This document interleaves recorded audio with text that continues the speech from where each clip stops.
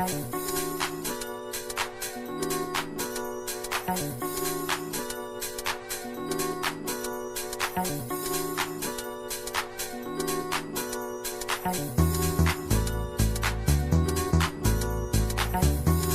it a struggle? Yes, we have to realize our strengths and our weaknesses.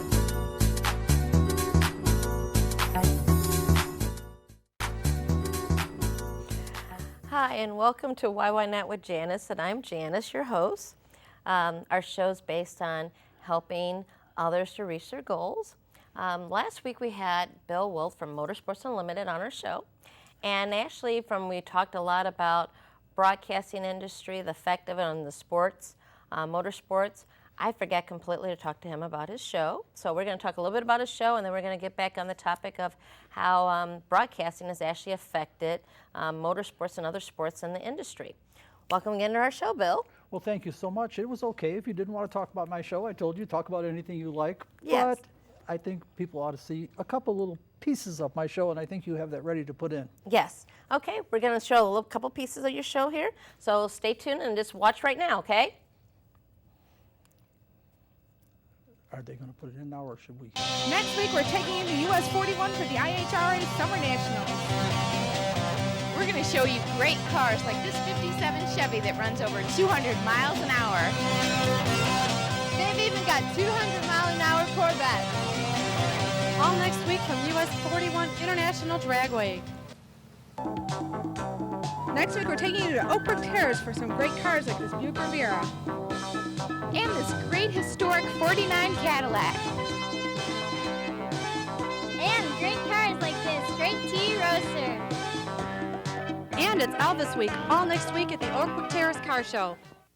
Look what we've got for you next week. We're going to DuPage Airport. We're going to have race cars. And of course, we're going to have airplanes. All next week from the Air Classics Museum of Aviation on Motorsports Unlimited.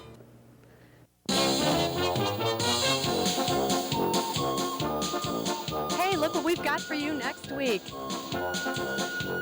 Boats. And more boats.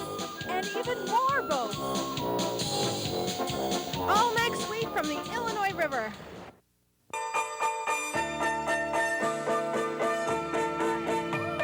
Well, I think probably by now the audience has a good idea of what we're going to be doing next week, because we're going to be out at the Chain of Lakes, and what are we going to do? Snowmobiling! Look what we've got for you next week. BSAs. And Triumphs. And let's not forget about Norton. We're talking about British motorcycles next week. Look what we've got for you next week. Big time late model dirt cars. Including big stars like Rick Eklund. And of course, there are none bigger than Indiana's John Gill.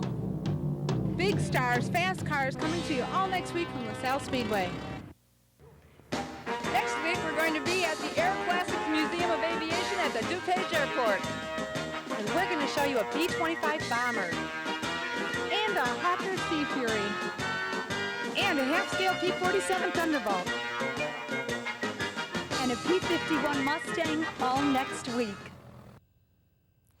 Oh, good. Hope everyone enjoyed that. Well, the reason I wanted you to run that right away is your audience isn't going to forgive you. Those that know my show isn't going to forgive you if you don't ask about the girls. Yes. Because Yes, it's the most frequently asked question that I get, regardless. Although now that I think of it, it's always male interviewers. Maybe that's why they ask Male about the interviewers, yes, girls. Maybe. right. Well, I'm always asked about it, so I'll just go ahead and jump into it. So why did you put the Sure, girls in the sure, show? Sure, and they've been there from the very first show. Reason being, I don't care how important what you have to say is. If nobody's watching, you can't teach anybody anything. All right. So the task that I had is, how can I get people to watch? Not only how can I get people to watch, how can I get them to watch if they only see 2 seconds? When I started Motorsports Unlimited, it was the very beginning of the cable industry. It was brand new. And And what year did you start? 1986. Okay. It was brand new. And the idea of channel surfing had just begun. People flipping through the channels with the Right. remote. And I realized when I was doing this that I have about 2 seconds to put something on the screen that people won't hit the button again. Right. Nothing attracts attention like a pretty girl. Nothing. It's just a fact Correct. of life. It's nature. It's just the way the world works. And I can't tell you how effective it's been. It used to be we had our phone number on every show, and we'd get right away, we'd get calls after the show would be over. I was flipping through the channels, and I saw the girls, and I stopped to see what was going on, and I got interested in what you were talking about. And that's exactly the reason the girls are there. Because believe me, they're gonna hit the button if my face is Right. on there. They're gonna hit the button again. Oh, no offense, but yes. No, it's true. It's just absolutely true. And it's been very, very effective.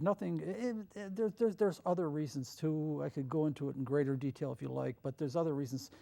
No, I remember as a teenager Thank you. watching the show. Thank you. Watching the show, and the first thing when I was going to interview is like, the girls. I remember I don't remember you all the time, but I remember the girls, and you were the guy with the girls, and I'm like, man, I bet his wife was really upset. All the girls around him. And you That's didn't like- know it that one of the girls was my wife. No, I did not. Chris Schutz was my wife, yes. Oh, and she- okay. yeah, and but yeah, people don't know me. They don't know the name of the show. And if I could turn the clock back 33 years, I wouldn't have called it Motorsports Unlimited. I'd call it the show with the girls with the feathers. Because not a day in my life goes by where somebody doesn't see me on the street or in a store and say, "You're that guy with the show with the girls with the feathers." That's how it's always referred to. So it's a wonderful hook, and it works very well. But they bring more than that. I don't want to just dismiss it that easily. They bring more than that to the show. My task is, the reason Motorsports Unlimited exists is because it's not for gearheads. I don't do this for the motorsport community. It's not technical enough. I get criticized by my friends all the time. I don't make it technical enough. I built engines and chassis and race cars and motorcycles all my life. And as soon as I start talking about brake mean efficiency, pressure, I can hear the channels clipping. It's not technical enough for that. So what is my show for? My show is a motorsport show for people who don't care about motorsports. Those are the people I most want to attract. Now, how do you attract somebody that doesn't care about motorsports to a motorsport show? The Right. girls. That's where The the girls. girls. The girls. The people tune in to see the girls, and they become quite popular, and that's fine because maybe somewhere while they're gawking at the girls, they'll hear a couple of things. I'll tell you this: the girls will get an audience, but they won't keep an audience. You also Okay. have to have something to say. Right. Otherwise, people watch for 2 or 3 minutes and they'll be gone. You have to have some content to the program too. I don't want to suggest you can just do it with pinups. You really can't. You have to have something to say, but first you have to get people's attention. And the girls have been very effective at that. And they do something else. I am trying to communicate to a non-motorsport audience the joy of motorsport, the fun of it, the challenge of it, and all that. The problem with guys is we don't communicate well. We just don't. No, I'll give you an example. We were just talking about one of the girls that was on the show who's having some health issues right now, Alice, and she was with us for 5 years. And we had her down at Raceway Park, and we actually put her into one of the stock cars, and she took some laps, and we interviewed her afterwards. And then one of the guys with the late model cars, these are $100,000 awesome cars, you know, and he was willing to put her in his car, and she did. She got in, we got made maybe a dozen laps and all that, and she came out. Now, why was it important? Yeah, I could have gotten in the car, but I'm a guy. I'll come out and say, yeah, it was okay. Yeah, it was okay, because I don't want anybody to think I'm impressed by that, because I'm a guy. But girls have no problem coming out with big eyes and saying, "Oh my God, it was so fast." They're very expressive, and we can communicate with the public better with the girls. And another thing. That also attracted women, I would think, too. No, yeah, we attracted some women. They were usually mad at me, but but that's okay. Another example of the value of the girls. One of my girls was a former Chicago Honey Bear, Cammie Coleman. She was a former Chicago Honey Bear. We did a show in Chicago. We had the brand new late model stock car, and we had just a chassis sitting there, and we've got the engine builder there, and the driver, and the owner of the car, and the engine builder, and all that. And we're doing what I think is the most elementary discussion about why the car was built the way it was built and what we were trying to accomplish. And Cammie, about halfway through the show, Cammie says, "Wait a minute." And I always tell them, if you have a question, please ask it. Otherwise, we think you understand everything. And if you don't understand it, somebody at home doesn't understand it, and we won't know.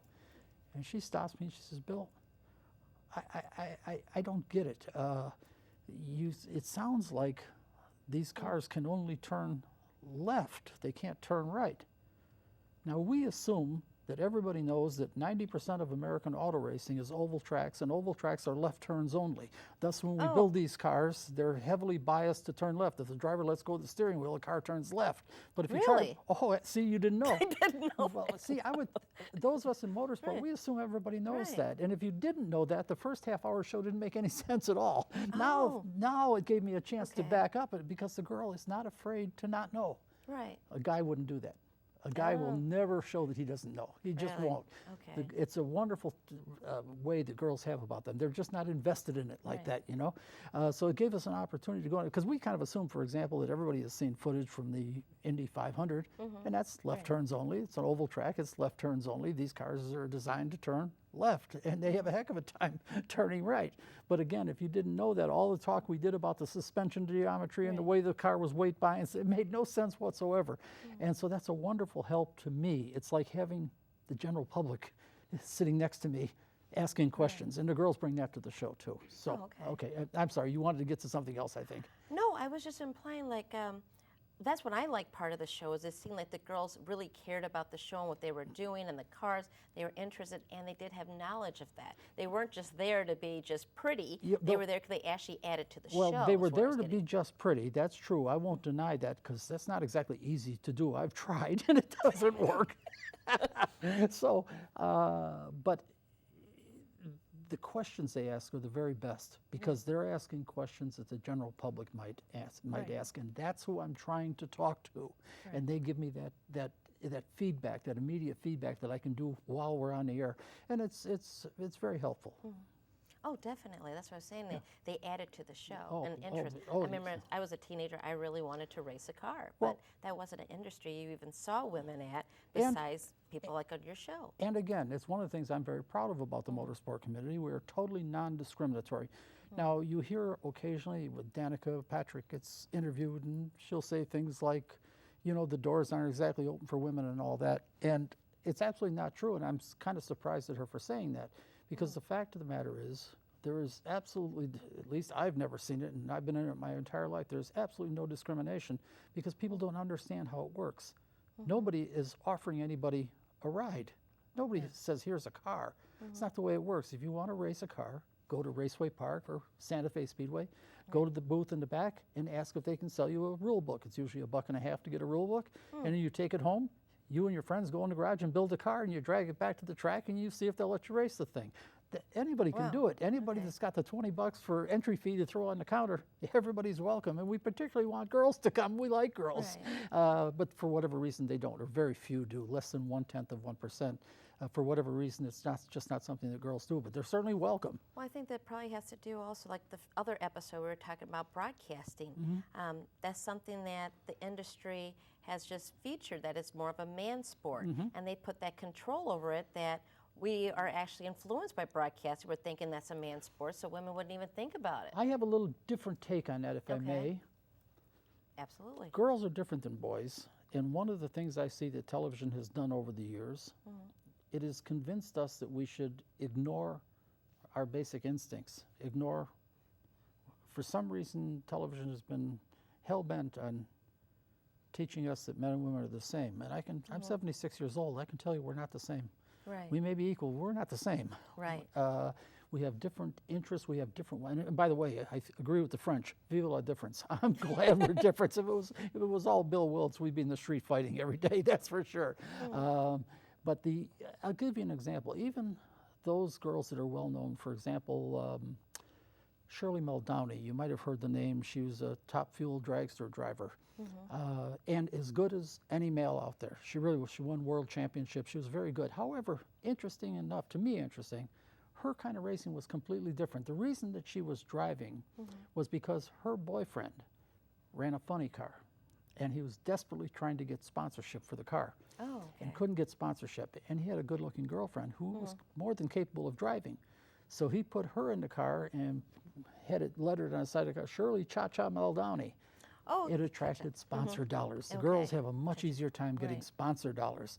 And so through her whole career as she moved up, now she was more than capable of driving as well as any male. Certainly had proved it over and over again over the years. Her record speaks for itself.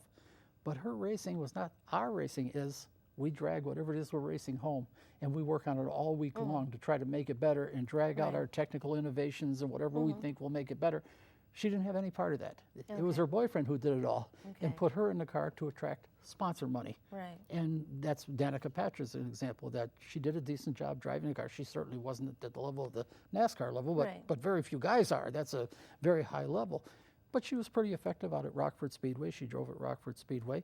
And the fact that she was a pretty girl got the sponsorship money to her that many guys, believe me, deserving guys that were probably better than her that should have had the ride, didn't get it because she was able to attract sponsor dollars. I'm not complaining about it. It's just something that I think, I'm always surprised that women seem so unaware of the power they have. They have You think? I know I do.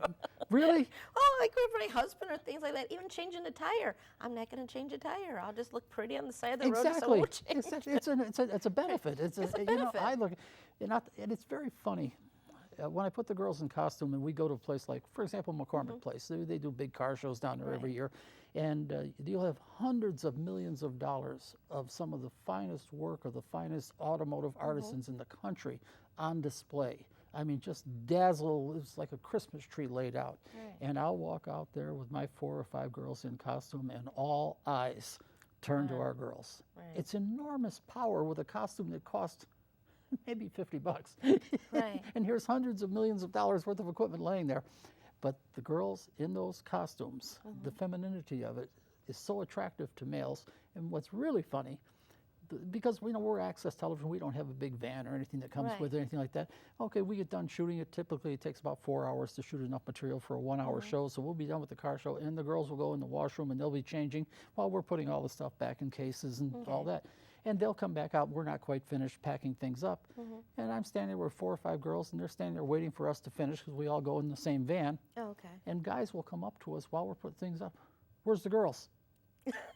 They don't recognize them as the same girls without the Isn't that amazing? Oh, really? Without the costumes, they don't recognize them as the same girls. Really? It's amazing the number of times that happened. Where's the girls?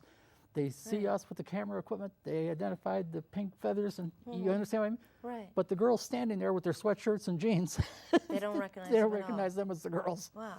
Yeah, so you guys have an amazing power that you rarely use, and I'm surprised. Or maybe you use it and I don't know it. So now, that was part of your thing of using the girls, was trying to get attraction to the motorsport industry. It was trying to get us some attention from people that don't care about motorsports, because those are the people I most need to talk to. We already know how wonderful we are, but that doesn't help us sell tickets. If the general public is going to say to themselves on a Friday or Saturday night, gee, let's take the kids and go to Raceway Park, Santa Fe Speed. If they're going to do something like that and buy tickets, how do we get the general public interested in what? I'll give you an example. When I came to Chicago when I was 12 years old in 1955. And we lived right near Wrigley Field. And at that time, the Bears played at Wrigley Field, as did the Cubs. And my brother was my younger brother, he was a football fan, and he wanted to go to a Bears game. At that time, it wasn't a big deal. Television hadn't made it kingmakers at that time. So, in fact, I went to a Cubs game not because I was a baseball fan or anything, but I was from upstate New York, and in upstate New York, you're either a Brooklyn Dodger fan or a New York Yankee fan.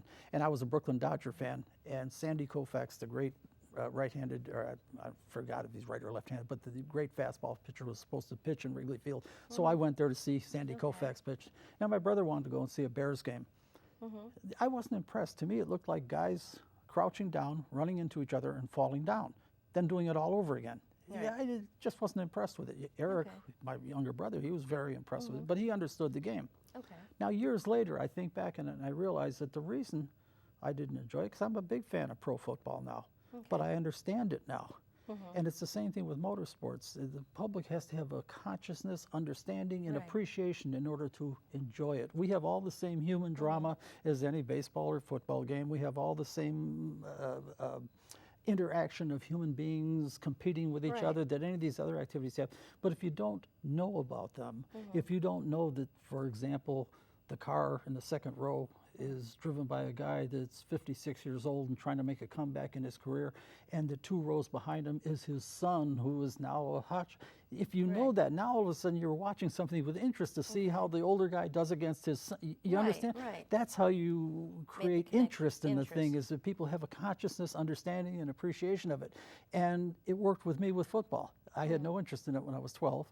But years later, when I understood the game and what the various, and guess who taught me what the game was about? Television. Television. 1957, they invented videotape and the instant replay. And they took And they this would complicated explain it, game right. and explained, they have the receivers running routes, and all of a sudden you're saying, Correct. oh, I get it. Now you Oh, understand, and now that I brought understand the what to look for. attraction to- Now I know what to look for. And that And brought that's all I want for motorsport. That's the same thing. I don't want to change motorsport in any way. I just want the public to develop a consciousness, understanding, and appreciation for it. And in order to get them to do that, somehow I got to get them to watch my program about motorsports, and they don't care about motorsports, and that's where the girls come in. Right. Now, motorsports, just in general, is actually going down. It's declining drastically. We're all but gone. All the tracks I started at as a young man are all gone. They're all gone. They're all gone. They're all gone. Is there And any that's way to not bring just- it back, or why is it all gone? It's all gone because of the failure to generate enough revenue to fund themselves and flourish. They all closed for the same reasons. A lot of people think it's because the land got too valuable and they're going to put. I got news for you. You couldn't have more valuable land than the land that Wrigley Field sits on, and nobody's trying to tear it down and put up houses. If it is generates true. revenue, it's going Right. to stay, and that's the Right. same thing with motorsport. If it's generating big money, it's going to stay. In fact, I've just done some shows about this. I've worked very hard to try to get some public. Of course, my little access show, I have no illusions about it. We're not network television. I know Right. that. I understand that. We're barely more than a security system. I understand that, but we're not nothing either. Right. We're something, and something is better than nothing. And I interviewed Kevin Dawson, who was the owner of Lake Geneva Raceway, which also is gone. It's Oh, it's closed. gone Yeah, too, it's okay. closed. And on the day of its closing, in fact, it was interesting. The 8th episode of Motorsports Unlimited. We are now on the 1,423rd episode. Wow. The 8th episode was when Kevin Dawson bought Lake Geneva Raceway. And he Okay. came out and talked about all the big plans he had, what he was going to do and everything. And we went back 6 years later, and darned if he hadn't accomplished everything that he set out to accomplish. He did just a beautiful job, just literally recreating and rebuilding the entire track. But with the lack of not having television talking about or advertising to keep it out He there, didn't have enough ticket eventually- buyers. Didn't enough have enough ticket ticket buyers. buyers. Because I said to him, the question I asked him, he called me and said, you know, we're going to close and blah, blah, blah, blah, blah. And I said, would you mind if I brought a camera out there and talk? Because he was always very open for me. If I wanted to know how much it cost for insurance for a night, he'd tell me. If I want to know how many people had to come in the gate in order for him to break even, he'd tell me. He was very, very open guy about that. And so he says, yeah, sure, come on out. So I went out there with the camera and I interviewed him. And the one question I thought was the most important one, I said, if every time you ran an event, you had 50,000 people here, would you be closing? He said, oh, of course not. He would be here forever. Right. The problem out there was they had taken the property north of the track and rezoned it for residential. And when they rezone it for residential, that means all the residential zoning requirements, including noise restrictions, come into place. And there's no way that he can meet that. He said, but if you're making money, if you've got the revenue, you can hire law firms to fight that. You don't have to Right. always just accept it. He said, but if you're hanging on by your fingertips, you know Right. when doom is here. And Right. that's basically Like what happened. Wrigley Field wanting the nighttime lights. Exactly. And They yeah, got it. And Right. why did they get it? They had the money. They had the money. They had the Exactly. money. So that's what I'm saying is we're going to survive. We live in a capitalist society. We've got to make sure that these places make enough money to survive, and they won't make enough money without a presence on television. And when I started with Motorsports Unlimited, one of my main objectives was, and believe me, I admitted openly, I failed. My main objectives was to make sure we kept these Chicago area tracks open, Yeah. and they have all closed, every Right. one of them. It's a terrible failure on my part. There's not any left. No, they're Oh, gone. They're all gone. gone. And it's So a terrible failure on my part, and I feel terrible about it. And I look back and how could I have done things differently? Well, I have to be realistic about it. I have our little public access show trying to present motorsport to the general public up against these gigantic NBC, ABC, and CBSs with their 4 times a day, 7 days a week, Right. Cubs, Bears, White Sox, Cubs, Bears, White Sox. We didn't have a chance.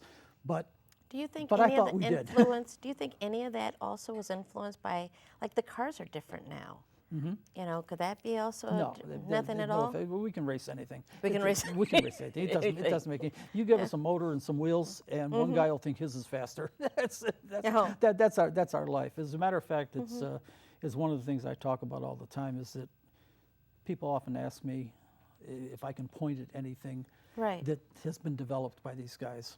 And people always expect me, the old Indianapolis thing, the guy that developed the rear view mirror because he was able to eliminate the riding mechanic on the Indy cars and everything like that. I said, no, that's not a good example.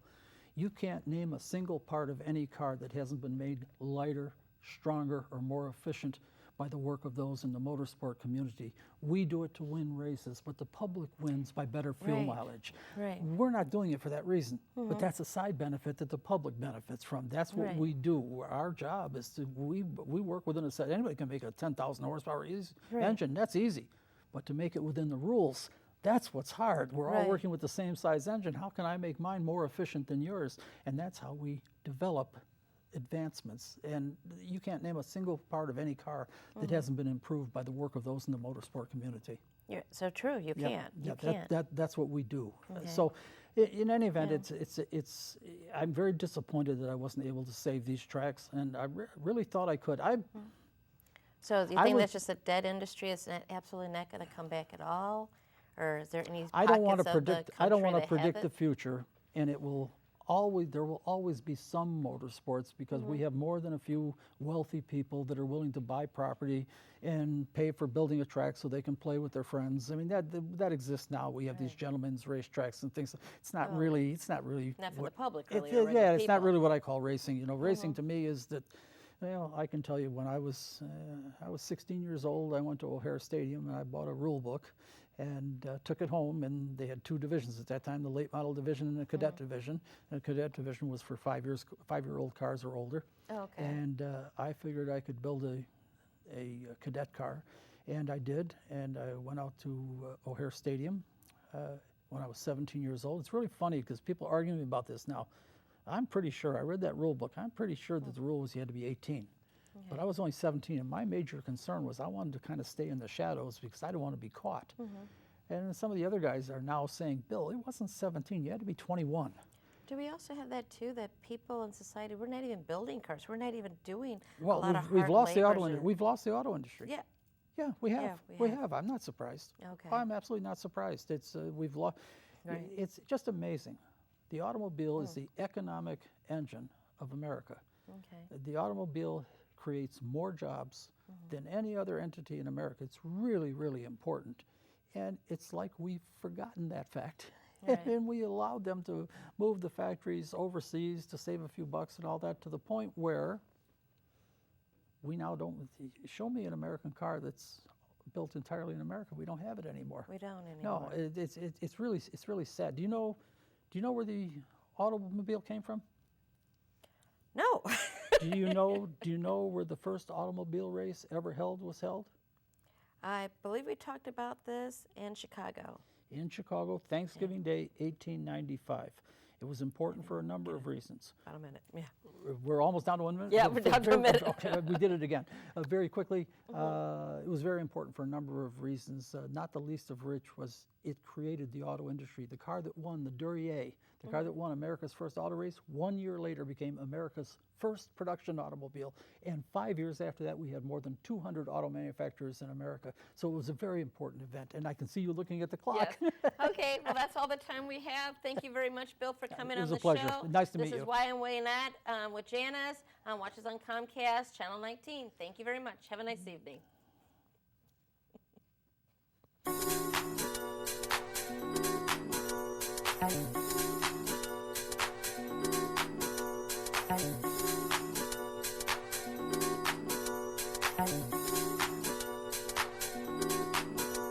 Bye.